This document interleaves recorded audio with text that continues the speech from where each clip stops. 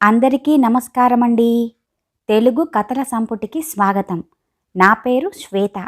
ఈరోజు మనం చెప్పుకోబోయే కథ కె భాగ్యశ్రీ గారు రచించిన జీవని అనే కథను విందామండి. కథలోనికి వెళ్లే ముందు మన ఛానల్ని మొదటిసారిగా చూస్తున్న వారైతే సబ్స్క్రైబ్ చేసుకోవడం మర్చిపోకండి. కథను పూర్తిగా విన్న తర్వాత లైక్ చేయడం, షేర్ చేయడం అస్సలు మర్చిపోవద్దండి. ఇంకెందుకండి ఆలస్యం, కథలోనికి వెళ్ళిపోదాం. ఏరా తరుణ్, జీవని ఈ మధ్య కనపడ్డమే మానేసింది అంటూ కాఫీ గ్లాసుని తరుణ్ చేతికి అందిస్తూ అడిగాను. కాఫీ సూపర్గా ఉంది పిన్ని, ఫిల్టర్ కాఫీ నీలా ఎవ్వరూ కలపలేరు అన్నాడు తరుణ్ కాఫీని సిప్ చేస్తూ. నేనడిగింది వాడు సరిగ్గా వినలేదేమోనని మళ్ళీ అడిగాను. ఏంట్రా తరుణ్, ఏదేదో మాట్లాడుతున్నావు? నేనడిగేది జీవని గురించి అన్నాను. కాఫీతో పాటు జీడిపప్పు బాగా దట్టించిన ఉప్మా కూడా ఉంటే బాగుండేది పిన్ని. ఉప్మా చేయటంలో నువ్వు ఎక్స్పర్ట్వి కదా అన్నాడు తరుణ్ నా మాటలు పట్టించుకోనట్టుగా. అప్పుడు అర్థమైంది వాడు మాట దాటివేస్తున్నాడు అని. ఏరా, ఇద్దరూ పోట్లాడుకున్నారా అంటూ లాలనగా అడిగాను. ప్లీజ్ పిన్ని, ఆ టాపిక్ నాతో మాట్లాడొద్దు అన్నాడు తరుణ్ అసహనంగా. వాడికంత చిరాకు ఎందుకు కలిగిందో నాకు అర్థం కాక తెల్లబోయాను. చూడు తరుణ్, నీకు జీవని మీద అంత కోపం ఎందుకొచ్చిందో నాకు తెలీదు గాని నీ మనసులో ఏముందో మాత్రం నాకు ఖచ్చితంగా తెలియాలి. అసలేమైంది అంటూ అడిగాను మృదువుగా. తరుణ్ నా ముఖంలోకి ఓసారి చూసి, జీవనిని పెళ్లి చేసుకోవటం నాకిష్టం లేదు పిన్ని అన్నాడు కళ్ళు దించుకుంటూ. నివ్వెరపోయాను. ఏంటి తరుణ్, నువ్వేమంటున్నావో నీకు తెలుస్తుందా అన్నాను కాస్త కరుకుగా. బేషుగ్గా పిన్ని, జీవనిని పెళ్లి చేసుకోనని చెప్తున్నాను అన్నాడు తను కూడా అదే స్థాయిలో. కారణం అంటూ ఉబికి వస్తున్న ఆగ్రహాన్ని అణుచుకునే ప్రయత్నం చేస్తూ అడిగాను. తరుణ్ ఏమాత్రమూ చెలించకుండా, ప్రత్యేకమైన కారణాలు ఏవీ లేవు పిన్ని, జీవని ఉద్యోగం పోయింది అన్నాడు కూల్గా. అయితే అంటూ అయోమయంగా చూశాను. నన్నొక వింత జంతువుని చూసినట్లుగా చూస్తున్నాడు తరుణ్. అయితే అని అంత మామూలుగా అడుగుతావేంటి పిన్ని? జీవనిని నేను పెళ్లి చేసుకోవటానికి ఇష్టపడింది ఆ ఉద్యోగాన్ని చూసే కదా అంటూ చెప్పాడు తరుణ్ రాకింగ్ చైర్లో ముందుకి వెనక్కి ఊగుతూ. నిర్ఘాంతపోయాను. ఏమంటున్నాడు వీడు? జీవనిని ప్రేమించానని, ఆమె లేకపోతే బతకలేను అని చెప్పినవాడు ఇప్పుడు ఉద్యోగం పోతే వద్దంటున్నాడేంటి? అలా సందిగ్ధంలో పడిపోయి కొట్టుకుంటూనే ఉన్నాను చాలాసేపు. ఆ తర్వాత తేరుకొని, జీవని ఉద్యోగం పోయిందా అంటూ గొంతు పెగుల్చుకొని అడిగాను. అవును అన్నట్లుగా తలూపాడు తరుణ్. దానికి నువ్వు జీవనిని కాదనడానికి సంబంధమేంటి అంటూ అన్నాను. తరుణ్ నా వైపు విచిత్రంగా చూసి, ఎందుకు లేదు పిన్ని, ఈ రోజుల్లో ఇద్దరూ ఉద్యోగాలు చేస్తే గాని బతకలేని పరిస్థితులు ఉన్నాయి. అలాంటప్పుడు ఉద్యోగం పోయిన జీవనిని పెళ్లి చేసుకుని నేనేం సుఖపడగలను చెప్పు అంటూ ఎదురు ప్రశ్నించాడు. ఈ ఉద్యోగం కాకపోతే మరొకటి, అంత మాత్రం చేత జీవనిని తిరస్కరించాలా అంటూ అడిగాను కాస్త కోపంగా. నీకు తెలీదు పిన్ని, జీవని అంత తెలివైన అమ్మాయేం కాదు. ఏదో అదృష్టం కొద్దీ ఈ ఉద్యోగం దొరికింది. తగినన్ని కమ్యూనికేషన్ స్కిల్స్ లేకపోవటంతో ఉన్న ఉద్యోగం కాస్త పోయింది. మళ్ళీ మంచి ఉద్యోగం దొరుకుతుందన్న గ్యారంటీ కూడా లేదు. ఈ పరిస్థితుల్లో రిస్క్ చేయటం దేనికి అని నేనే రిజెక్ట్ చేశాను అంటూ చాలా మామూలుగా చెప్పాడు తరుణ్. గొంతులో ఎక్కడా సంకోచం గాని, నదురు బెదురు గాని లేవు. వాడి ధోరణికి చిర్రెత్తిపోయింది నాకు. ఒకవేళ పెళ్ళయ్యాక తన ఉద్యోగం పొయ్యుండుంటే అప్పుడు ఏం చేసేవాడివి అంటూ అడిగాను శాంతంగా ఉండేందుకు ప్రయత్నిస్తూ. అబ్బబ్బా పిన్ని, ఏంటి నీ ఇంటరాగేషన్? ఒకవేళ నువ్వన్నట్టే జరిగుండుంటే అదంతా నా కర్మ అని సరిపెట్టుకుని ఉండేవాడిని. నా టైం బాగుండబట్టి తన ఉద్యోగం పెళ్లికి ముందే పోయింది. ఇక ఈ విషయంలో చర్చలు, వాదోపవాదాలు అనవసరం పిన్ని అంటూ నా దగ్గర ఉండే చనువు కొద్దీ కాబోలు తరుణ్ మాటలు కాస్త వాడిగా వచ్చాయి. స్థానువునయ్యాను. తరుణ్ ఇంత నిర్దయగా మాట్లాడతాడని నేనస్సలు ఊహించలేదు. అతడి వ్యక్తిత్వం ఇంత బలహీనమైందని ఏనాడూ ఆలోచించలేదు. వాడి గురించి నాకు పూర్తిగా తెలుసు అనుకున్నాను. కానీ వాడు ఈ రకమైన మనస్తత్వం కలిగిన వాడని తొలిసారిగా అర్థమైంది నాకు. తరుణ్ నిష్క్రమణ తర్వాత నాలో అనేకమైన ఆలోచనలు కందిరీగల తుట్టలాగా ముసురుకున్నాయి. జీవని ఎంత మంచి పిల్ల! సన్నగా, నాజూగ్గా, చామన ఛాయకి ఒక మెట్టు పైన ఉండే శరీర ఛాయతో, తీర్చిదిద్దిన ముఖ కవలికలతో, స్వచ్ఛమైన చిరునవ్వు చిందిస్తూ ఎంతో ఆకర్షణీయంగా ఉంటుంది. నిష్కల్మషమైన మాట తీరు, ఆకట్టుకునే వ్యక్తిత్వం. ఆమె సొంతమని ఆమెతో పరిచయమైన ఈ 6 నెలల్లో గ్రహించాను. తరుణ్ మా అక్క కొడుకు. వాడిని నా చేతులతో నేనే పెంచాను. తరుణ్ పుట్టిన 5 ఏళ్లకు నా పెళ్లి జరిగింది. శ్రీవారికి తరచుగా క్యాంపులు తిరిగే ఉద్యోగం కావటంతో నా కాలక్షేపమంతా కూడా తరుణ్తోనే. దానికి తోడు పెళ్ళైన 6 ఏళ్ల దాకా నాకు పిల్లలు పుట్టలేదు. ఆ తర్వాత కూడా నాకు పుట్టిన వాళ్ళిద్దరూ కూడా ఆడపిల్లలు కావటంతో మా ఇంట్లోనూ నా హృదయంలోనూ తరుణ్ స్థానమే చెక్కు చెదరలేదు. నా పెంపకంలో తరుణ్ ముద్దుల యువరాజులా ఎదిగాడు. నా భావాలు, ఆలోచనలు అన్నీ పుణికి పుచ్చుకున్నాడు. సున్నితమైన వాడి మనస్తత్వం, విభిన్నమైన వాడి వ్యక్తిత్వం నన్నెంతగానో ముగ్ధురాలిని చేసేవి. చక్కగా చదువుకొని పేరున్న మంచి పెద్ద కంపెనీలో మార్కెటింగ్ మేనేజర్గా పనిచేస్తున్న తరుణ్ 6 నెలల క్రితం జీవనిని తనతో పాటుగా ఇంటికి తీసుకొచ్చాడు. తొలి చూపులోనే జీవని నా మనసుని ఆకట్టుకుంది. తరుణ్ తన తల్లిదండ్రుల కన్నా ముందుగా జీవనిని నాకే పరిచయం చేశాడని తెలియగానే నా మనసు ఆనందంతో ఉప్పొంగిపోయింది. వాడికి నా మీద ఉన్న ప్రేమాభిమానాలకి గుండె పులకించిపోయింది. జీవని ఏదో సాఫ్ట్వేర్ కంపెనీలో జాబ్ చేస్తుంది. అమ్మాయి చదువుకుంది, ఉద్యోగస్తురాలు, అందగత్తె కావటంతో తరుణ్ మనసు ఆమె వైపు మొగ్గటంలో అసహజత్వం ఏమీ లేదనిపించింది. అందుకే వారిద్దరి తరపున ప్రాతినిధ్యం వహించి అక్కాబావలతో వాళ్ల పెళ్లి గురించి నేనే మాట్లాడాను. ఆమెను తిరస్కరించడానికి అభ్యంతరాలేవీ లేని కారణంగా వాళ్ళు కూడా ఈ పెళ్లికి అంగీకరించారు. తరుణ్ ఏవో కంపెనీ పనుల మీద త్వరలో అమెరికా వెళ్ళనున్నాడు. తిరిగి వచ్చేందుకు 2 నెలలు పట్టొచ్చు. ఆ తర్వాత ముహూర్తాలు పెట్టుకుందామనుకున్నాం ఇరు వర్గాల పెద్దలము కలిసి. జీవని తరపు పెద్దలంటూ పెద్దగా ఎవ్వరూ లేరు. తల్లి, అన్నయ్య అంతే. ఇక వారం రోజుల్లో తరుణ్ అమెరికా వెళ్ళబోతున్నాడు. అంతా సవ్యంగా ఉందనుకున్న ఈ తరుణంలో వాడిలా బాంబు పేల్చడం నా మనసుని అల్లకల్లోలం చేసింది. నా పరిస్థితే ఇలా ఉందంటే పాపం జీవని ఈ వేదనను ఎలా తట్టుకుంటుందో. అమెరికాలో రేగిన ఆర్థిక సంక్షోభం ఇక్కడ ఆంధ్ర రాష్ట్రంలోని ఒక ఆడపిల్ల జీవితంలో ఇలా పెను తుఫాను రేపటం నాకు మింగుడు పడని విషయంగా మారింది. వీల్లేదు, జీవనికి అన్యాయం జరగటానికి నేనొప్పుకోను అనుకుంటూనే వెంటనే అక్కకి ఫోన్ చేశాను. ఏం చెయ్యమంటావు సుమా? వాడు ఆ అమ్మాయిని చేసుకోనని మొండికేస్తుంటే మేం మాత్రం ఏం చేయగలం? నువ్వే చెప్పు అంటూ నిస్సహాయత ధ్వనించింది అక్క గొంతులో.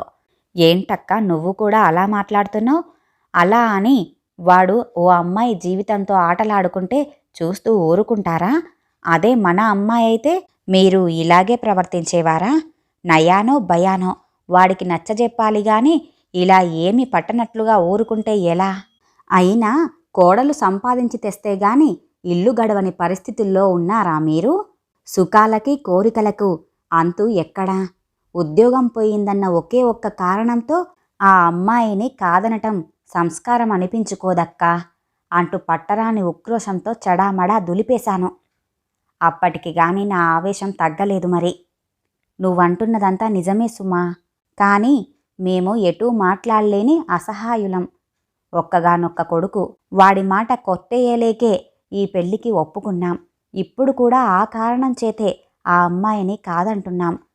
మా ప్లేస్లో ఉండి కొంచెం ఆలోచించి చూడు, నీకే బోధపడుతుంది అంటూ నన్ను అనునయించే ప్రయత్నం చేసింది అక్క. నాకు మరీ మండిపోయింది. లాభం లేదు, వీళ్లతో ఏం చెప్పినా బదిరి శంకారావమే అనుకుంటూ టపీమని ఫోన్ పెట్టేశాను. ఇదేం ఘోరమండి, వాడు ఇలా చెయ్యటం ఏమైనా బాగుందా? వాడి విశాల భావాలు, ఆదర్శాలు అన్నీ ఎటుకొట్టుకుపోయాయో అంటూ శ్రీవారి ముందు నా గోడు వెళ్ళబోసుకున్నాను. పిచ్చి సుమా, తరుణ్ ఇంకా చిన్న పిల్లాడనుకుంటున్నావా? తనకేం కావాలో తెలుసుకునే పరిపక్వత అతడికుంది. ఇక ఆదర్శాలంటావా, ఆచరణలో అవి సాధ్యపడవు. ఇక ఈ విషయం నీ బుర్రలో నుంచి తీసేయి అన్నారు శ్రీవారు ఓదార్పుగా. ఆయన అన్నంత సులువుగా నేనా విషయాన్ని మర్చిపోలేకపోతున్నాను. జీవనిని పరామర్శించటం సాటి స్త్రీగా నా ధర్మం అనిపించింది. తరుణ్ ఆమె మనసు మీద కొట్టిన దెబ్బకి ఆమె ఎంతగా తల్లడిల్లిపోతుందో. ఆమెను చూసి 4 ఓదార్పు మాటలు చెప్పి ఆమె దుఃఖాన్ని ఉపశమింపజేయాలి అంటూ ఆ రాత్రల్లా జీవని గురించిన ఆలోచనలే నన్ను వేధించి కంటిమీద కునుకు లేకుండా చేశాయి. ఎప్పుడో తరుణ్ చెప్పిన గుర్తులను బట్టి జీవని ఉండే ఇంటిని వెతుక్కుంటూ వెళ్ళాను. చూడముచ్చటైన డాబా ఇల్లది. కాలింగ్ బెల్లు నొక్కగానే ఓ నడివయసావిడ వచ్చి తలుపు తీసింది. ఆవిడ్ని నేను గుర్తుపట్టాను. ఆవిడ జీవని తల్లి శ్యామల. సంబంధం గురించి అక్క వాళ్ళింటికి వచ్చినప్పుడు చూశానావిడను. నమస్కారమండి అంటూ పలకరింపుగా అన్నాను చేతులు జోడించి.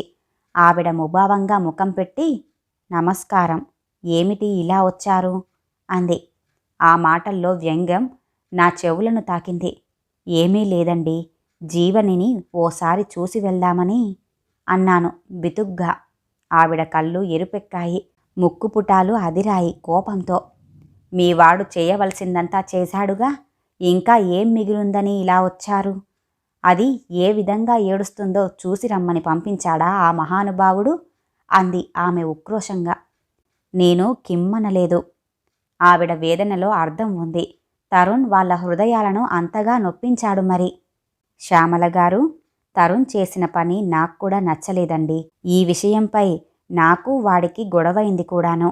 కానీ వాడు ఎవరి మాట వినే పరిస్థితుల్లో లేడు. కేవలం జీవనిని ఓసారి పలకరించి వెళ్దామని వచ్చాను గాని మిమ్మల్ని మరింత హింసించాలని మాత్రం కాదు అంటూ మెత్తగా పలికిన నా స్వరం ఆమెను శాంతించేలా చేసింది. ముఖంలోకి ప్రసన్నతను కొని తెచ్చుకుంటూ లోపలికి రండి అంది. నా కళ్ళు జీవని కోసం వెతికాయి. నా మనోభావన గమనించినట్లుగా అమ్మాయి ఆ గదిలో ఉంది, వెళ్ళండి అంది శ్యామల. నెమ్మదిగా అటువైపుగా నడిచాను.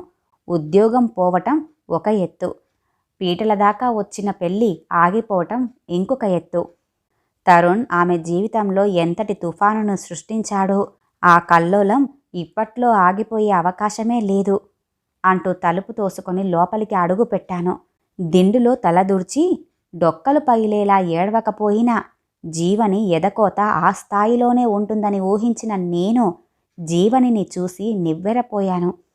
ఒక మంచం లాంటి పరికరానికి లేత ఆరెంజ్ కలర్ చీరను బిగించి దీక్షగా వర్క్ చేస్తుంది జీవని. పట్టుదలతో దగ్గరకు ముడుచుకున్న లేత పెదవులు, తదేక దృష్టితో పనిచేయటం వలన తీక్షణత నిండిన చూపులు, ముక్కు కొన నుంచి కిందికి జారుతున్న చెమట బిందువులు, ఏకాగ్రతతో ముడివడిన నుదురు. జీవనిలో ఎక్కడా విషాద ఛాయలే కనపడడం లేదు. లో స్వరంతో పిలిచాను, జీవని అంటూ. తలెత్తి నన్ను చూసిన ఆమె, ఓ సుమా ఆంటీ, రండి రండి, బాగున్నారా అంది నవ్వుముఖంతో. బాగున్నావా జీవని అంటూ నా పలకరింపు నాకే పేలవంగా తోచింది. ఫైన్ ఆంటీ, చీర లాస్ట్కి వచ్చేసింది, ఒక్క 10 మినిట్స్ అలా కూర్చోండి, వచ్చేస్తాను అంటూ గదిలో ఓ మూలగా ఉన్న దివాన్ చూపించింది. నేను మాట్లాడకుండా దివాన్ మీద కూర్చున్నాను. పొందికగా సర్దిన గది జీవని అభిరుచిని, శుభ్రతను తెలియపరుస్తుంది. అన్నట్టుగానే 10 నిమిషాలలో పని పూర్తి చేసింది జీవని. చీరను మడతపెట్టి నా దగ్గరకు పట్టుకొచ్చింది. ఎలా ఉందాంటీ ఈ చీర అంటూ నా చేతిలో ఆ చీర పెడుతూ అడిగింది. కుందన్స్, బీడ్స్, రంగురంగుల చిప్సుతో కుట్టిన ఆ చీర ఎంతో అందంగా ఉంది, చాలా బాగుంది. నీకోసమే డిజైన్ చేసుకున్నావా అంటూ అడిగాను చీర మీద వర్క్ పరిశీలనగా చూస్తూ. ఈ చీర నాది కాదాంటీ, మా పక్కింటి డాక్టర్ గారి భార్యది అంటూ చెప్పింది నా పక్కన్నే కూర్చుంటూ. బయటి చీరలు కూడా వర్క్ చేస్తుంటావా అంటూ విభ్రమంగా అడిగాను. తప్పేంటాంటీ, మెటీరియల్ అంతా పోను చీరకి 400-500 వరకు మిగులుతుంది అంది జీవని. ఒక చీర చేయటానికి ఎన్ని రోజులు పడుతుంది జీవని అంటూ అడిగాను. ప్రొఫెషనల్స్ అయితే కొన్ని గంటలు, లేకపోతే ఒక రోజు పడుతుంది. నాలా ఎప్పుడో చేసేవారికి 3-4 రోజులు పడుతుందాంటీ అంది జీవని. అప్రస్తుత ప్రసంగం అంటే ఇదే కాబోలు. నేనొచ్చిన పనేంటి, అడుగుతున్న కబుర్లేంటి? అసలు విషయం ఏమని మొదలు పెట్టాలో కూడా అర్థం కావటం లేదు. ప్రశాంతంగా కనిపిస్తున్న జీవనిని తిరిగి డిస్టర్బ్ చెయ్యాలి అనిపించలేదు. కాసేపు మౌనం తర్వాత అన్నాను, ఐయామ్ సారీ జీవని అంటూ. ఎందుకాంటీ అంటూ ఎదురు ప్రశ్నించింది జీవని తన చేతి వేళ్ల వంక పరిశీలనగా చూస్తూ. ఏం చెప్పాలో తోచనట్లుగా అయోమయంగా చూశాను. నీ ఉద్యోగం పోయిందిగా, అందుకని అంటూ నీళ్లు నమిలాను. జీవని ముఖంలో కానీ స్వరంలో కానీ ఏ మార్పు లేకుండా అతి మామూలుగా, జీవితం అన్నాక ఈ ఒడదుడుకులు మామూలేగా అంది. ఆమె నిబ్బరం చూసి నాకు ఆశ్చర్యం కలిగింది. Once again I'm sorry Jeevani. Tarun చేసిన పనికి సిగ్గుపడుతున్నాను అన్నాను అవనత వదనంతో. జీవని అదోలా నవ్వింది. మధ్యలో మీరు సిగ్గుపడటం దేనికాంటీ? ఇందులో మీ తప్పేముంది? అయినా తరుణ్ కూడా ఇప్పుడు ఏమంత నేరం చేశాడని అంది. జీవని అంటూ నిర్ఘాంతపోయాను ఆమె మాటలకు. నా పక్కన్నుంచి లేచి వెళ్ళి కిటికీలో నుంచి బయటికి చూస్తూ అంది జీవని.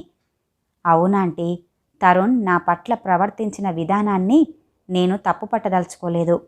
అతడి అభిప్రాయాలు అతడివి, వాటిని స్వేచ్ఛగా వెల్లడించే హక్కు అతడికుంది అంటూ ఆమె మాటల్లో ఎంతో పరిణితి కనపడుతోంది. నీకు తరుణ్ మీద కోపంగా లేదా అంటూ కన్నార్పకుండా జీవని ముఖంలోకే చూస్తూ అడిగాను. కోపమా? ఎందుకాంటీ అంటూ జీవని వదనంలో చిరునవ్వు చెక్కు చెదరలేదు. వాడింత దగా చేసినందుకు, నీ మనసుతోటి జీవితంతోటి ఆటలాడుకున్నందుకు అంటూ ఎందుకో చెప్పలేని ఆవేశం కలిగింది. జీవని పెదవుల మీద చల్లని చిరునవ్వు కదలాడింది. లేదాంటీ, తను దగా చేశాడని నేను అనుకోవటం లేదు. అతను చేసిన ఈ పని వలన నాకు మేలే జరిగింది అంది నిబ్బరంగా. అదెలాగమ్మా? పీటల వరకు వచ్చిన పెళ్ళి ఆగిపోయినందుకు నీకు బాధనిపించలేదు అంటూ విస్మయంగా అడిగాను. మీరన్నది నిజమే ఆంటీ. మొదట్లో నేను కూడా ఒక 2-3 రోజులు దాకా దాన్నే తలుచుకుంటూ బాధపడ్డాను. కానీ ఆలోచించి చూస్తే ఇది నా మంచికే గదా జరిగింది అనిపించింది. ఇలా జరగటం వలన జీవితం అంటే పూలబాట కాదని, ఎన్నో రకాల అనుభవాలు అనబడే ముళ్ళు కంకరరాళ్ళు ఆ దారిలో అడ్డు తగులుతూ మనల్ని ముందుకు పోకుండా అటకాయిస్తాయని బోధపడింది. అలా కాకుండా మా ఇద్దరికీ పెళ్ళయ్యాక అతని మనస్తత్వం తెలిసిందనుకోండి, అనుక్షణం కుమిలిపోయే నా మనసును బుజ్జగించలేక చిత్రహింస పడవలసి వచ్చేది. అలా కాకుండా పెళ్లికి ముందే తరుణ్ మనస్తత్వం తెలియటం వలన నాకు ఎంతో మనశ్శాంతిగా ఉంది. ఈ సంఘటన వలన బతుకులో ఎన్నో పార్శ్వాలుంటాయని, వాటిని స్పృశిస్తూ ముందుకు పోవటమే మనిషి కర్తవ్యమని నాకు అర్థమైంది అంటూ సుదీర్ఘంగా చెప్పుకొచ్చింది జీవని. దిమ్మెరపోయాను. నిజంగా జీవని ఆలోచన దృక్పథం ఎందరికో స్ఫూర్తిదాయకం. జీవితంలో ఎదురైన ఆటుపోట్లను ధైర్యంగా తట్టుకొని నిలబడగలిగిన సామర్థ్యం సొంతం కావటం ఎంత గొప్ప విషయం. ప్రేమలో విఫలమయ్యాననో, పరీక్షలో ఫెయిల్ అయ్యామనో ఆత్మహత్యలు చేసుకునే చాలామంది యువతీ యువకులకు జీవని ఒక ఆదర్శం కావాలి. మనిషిని, అందులోనూ ఒక స్త్రీని ఉన్నత స్థానంలోకి అధిరోహింపజేసేది పాజిటివ్ థింకింగ్ మాత్రమే. జీవనయానంలో అడ్డు తగిలే అనేక ఆటంకాలను తప్పించుకుంటూ ముందుకు సాగగలిగితేనే అందమైన జీవితం సాక్షాత్కరిస్తుంది. అందుకు ఆశావహ దృక్పథం చాలా అవసరం. You are very great Jeevani. ఆడపిల్లలు అందరూ నీలా ఆలోచించగలిగితే ఈ లోకంలో బలవంతపు ఆత్మహత్యలే ఉండవు. డిప్రెషన్తో కుంగిపోయి బ్రతుకును భారంగా వెళ్ళదీయడాలు కూడా ఉండవు అంటూ మనస్ఫూర్తిగా అభినందించాను. ఇంతలో శ్యామల టీ కప్పులు ఉన్న ట్రేతో ఆ గదిలోకి ప్రవేశించింది. ఎందుకండి ఇప్పుడు ఇవన్నీ అంటూ ఆమె చేతిలో నుంచి టీ కప్పు అందుకుంటూనే అన్నాను మొహమాటంగా. భలే వారండి, కాసిన్ని టీ నీళ్లు పోసినంత మాత్రాన అరిగిపోతామా అంటూ శ్యామలలో ఇదివరకటి కోపఛాయలు లేవు. ఉద్యోగం పోయిందిగా, ఇప్పుడేం చేయాలనుకుంటున్నావు? దేనికైనా అప్లై చేశావా అంటూ అడిగాను టీ తాగడం ముగించి. ఇంకా ఏమీ ఆలోచించలేదా ఆంటీ? ఈసారి మాత్రం ఆచితూచి అడుగు వేయాలని మాత్రం నిశ్చయించుకున్నాను. ఏదైనా కాలేజీలో ఫ్యాకల్టీగా చేరుదామని ఉంది. కానీ అకాడమిక్ ఇయర్ మధ్యలో ఉంది కదా, వెంటనే సాధ్యపడకపోవచ్చు. 2-3 కాలేజీలకు రెజ్యూమ్ని పంపించాను. అంతదాకా ఖాళీగా ఉండటం ఎందుకని నాకొచ్చిన ఈ వర్క్ని ఉపయోగించుకుంటున్నాను అంటూ నవ్వింది జీవని. ఇంత చదువుకొని ఇలా చీరలపై వర్క్ చేసుకుంటూ సమయాన్ని గడపాల్సి రావటం బాధగా లేదు అంటూ జీవని ముఖంలో భావాలేమన్నా మారుతాయో ఏమోనని చూశాను ఆసక్తిగా. ఆమె మోములో అదే దరహాసం, వెన్నెల వెలుగులా. ఏమా ఆంటీ, ఇది మాత్రం పని కాదా? ఇప్పుడంటే ఈ సాఫ్ట్వేర్ ఉద్యోగాలొచ్చాయి గాని మునుపటి రోజుల్లో ఆడపిల్లలు బతకటం మానేశారా? డిగ్నిటీ ఆఫ్ లేబర్ అంటే మీకు కూడా తెలుసు కదా. నీతిగా నిజాయితీగా ఏ పని చేసినా అది నాకు ఆనందాన్నిస్తుంది. ఇప్పటి ఉద్యోగాల వలన వచ్చే సుఖాలు సరదాలు ఎక్కువే కావచ్చు, కానీ మనిషి తృప్తిగా జీవించటానికి కనీస అవసరాలు తీరితే చాలు అని నా అభిప్రాయం. ఒకవేళ ఉద్యోగం పోకుండా ఉండుంటే నువ్విన్ని విషయాలు మాట్లాడేదానివా, ఇన్ని కబుర్లు చెప్పేదానివా అని మీరు అడగొచ్చు. కానీ ఎప్పుడైనా నా భావన అదే. ఇదే మాట తరుణ్తో చాలాసార్లు చెప్పాను కూడా.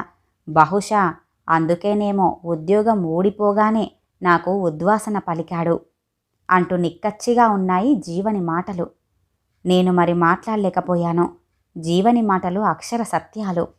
జీవనిని కాదన్న తరుణ్కి అంతకన్నా చదువుకున్న అందమైన గొప్ప ఉద్యోగం ఉన్న అమ్మాయి భార్యగా రావచ్చేమో, కానీ వాళ్ళెవ్వరూ కూడా జీవనితో సమానం కాలేరు. ఆణిముత్యంలాంటి జీవనిని చేజార్చుకుంటున్న తరుణ్ నిజంగా చాలా దురదృష్టవంతుడు. మనసు మూలిగింది బాధగా. జీవని, ఇక వస్తానమ్మా. నీ వే ఆఫ్ థింకింగ్ చాలా బాగుంది. జీవితాంతం ఇలాగే ఆత్మవిశ్వాసంతో ఉండు తల్లి. నీ లైఫ్ హాయిగా గడిచిపోవాలని ఆ భగవంతుడిని కోరుకుంటున్నాను. ఆల్ ది బెస్ట్ అంటూ ఆమె చెయ్యి పట్టి మృదువుగా నొక్కి వదిలాను. జీవని వదనంలో శతకోటి పున్నముల కాంతులు వెలిగాయి. Thank you aunty. మీలాంటి శ్రేయోభిలాషుల ప్రోత్సాహమే నాలో కొత్త ఊపిరి నింపుతుంది అంటూ 2 చేతులు జోడించింది జీవని అందంగా నవ్వుతూ. ఈ కథ ఇంతటితో సమాప్తమండి. విన్నారుగా, పీటల వరకు వచ్చిన పెళ్ళి కేవలం అమ్మాయికి ఉద్యోగం పోయిందన్న కారణంతో ఆ పెళ్ళి ఆగిపోవాల్సొచ్చింది. అప్పుడు కూడా జీవని ఇదంతా నా మంచికే జరిగింది అన్న పాజిటివ్ థింకింగ్తో ఆలోచించి ముందుకు నడవాలనుకుందే గాని బాధపడుతూ కుమిలిపోలేదు. మన ఆత్మవిశ్వాసమే మన ధైర్యంగా ముందుకు నడవాలి. ఈ కథ గనుక మీకు నచ్చినట్లయితే లైక్ చేయండి, షేర్ చేయండి, అలాగే సబ్స్క్రైబ్ చేసుకొని మన ఛానల్ని ఎంకరేజ్ చేయండి. మీ యొక్క విలువైన అభిప్రాయాలను కూడా కామెంట్ రూపంలో తెలియజేయండి. ఇంత మంచి కథను మనకు అందజేసిన కే భాగ్యశ్రీ గారికి ధన్యవాదాలు తెలియజేసుకుంటున్నానండి. మరొక మంచి కథతో మళ్ళీ కలుద్దామండి. నమస్కారం.